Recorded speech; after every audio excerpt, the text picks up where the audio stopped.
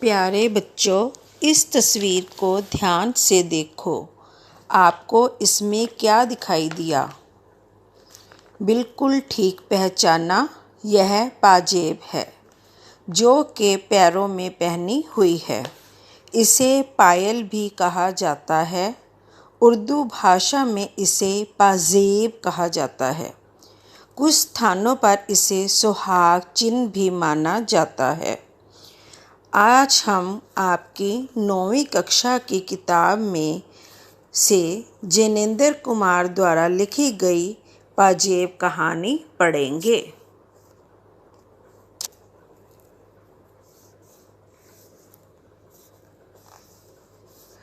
इस कहानी का उद्देश्य बच्चों के मनोविज्ञान को स्पष्ट करना है।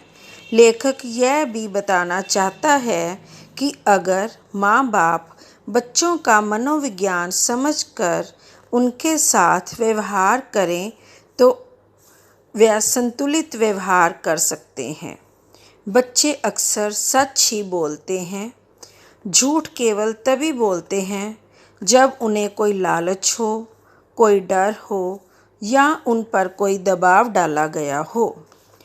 अब आपको पाजेब कहानी का सार बताया जाएगा। बात उन दिनों की है जब बाजार में पाजेब नई नई आई थी। लोगों ने उसे नया नया ही पहनना शुरू किया था। मुन्नी, जो कि 4 वर्ष की है, अपने पिताजी से पाजेब लेने की जिद करती है। उसी दिन मुन्नी की बुआ आ जाती है और उसे इतवार को पाजेब दिलवाने की बात करती है। फिर इतवार आता है, मुन्नी की बुआ आती है और मुन्नी के लिए पाजेब भी आ जाती है। आशुतोष, जो कि मुन्नी का बड़ा भाई है, वह उसे पाजेब पहनाकर आस पड़ोस में लेकर जाता है। सभी उसकी पाजेब देखते हैं। वह बहुत खुश होते हैं। दोनों भाई बहन बड़े खुश हैं कि सभी उनकी पाजेब को देख रहे हैं और उसकी तारीफ़ कर रहे हैं।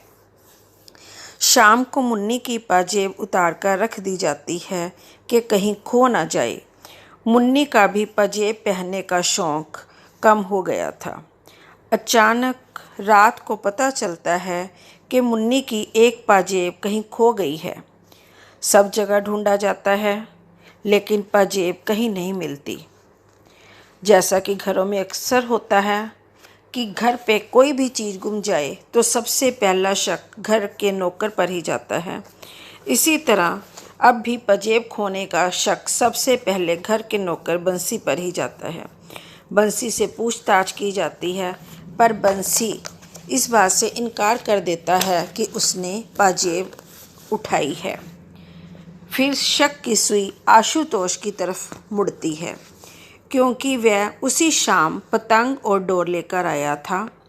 उससे पूछा गया कि उसने कहीं पाजेब देखी है, पर उसने सिर हिलाया कि नहीं देखी। बार बार दबाव डालने पर उसने माना कि उसने वो पाजेब अपने दोस्त छुन्नू को दे दी है। आशुतोष को छुन्नू के घर लेकर जाया जाता है, पर छुन्नू यह कहता है कि उसने पाजेब नहीं ली है। उसने तो वह पाजेब उल्टा आशुतोष के हाथ में देखी थी। उसे आशुतोष ने ही पतंग वाले को बेचा होगा। जब छुन्नू की माँ उसकी बहुत पिटाई करती है पर वह फिर भी नहीं मानता। दोनों माँओं में कहा-सुनी भी हो जाती है और फिर आशुतोष को घर वापस लाया जाता है। फिर उस पर यह दबाव डाला जाता है कि क्या उसने वह सचमुच पतंग वाले को बेची है। तो अब फिर दबाव डाला जाता है तो वह मान जाता है कि उसने वो पतंग वाले को ही बेची है। अब उसे उस पतंग वाले की दुकान पर लेकर जाने की तैयारी ही चल रही होती है कि बुआ आ जाती है।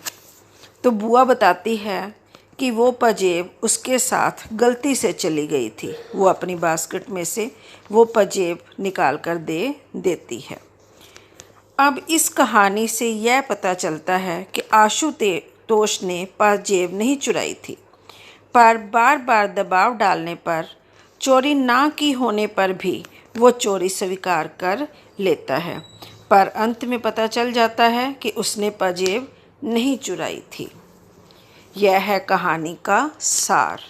अब आप प्रश्न उत्तर करने की कोशिश करो। अगर कोई भी समस्या आती है तो आप पूछ सकते हैं।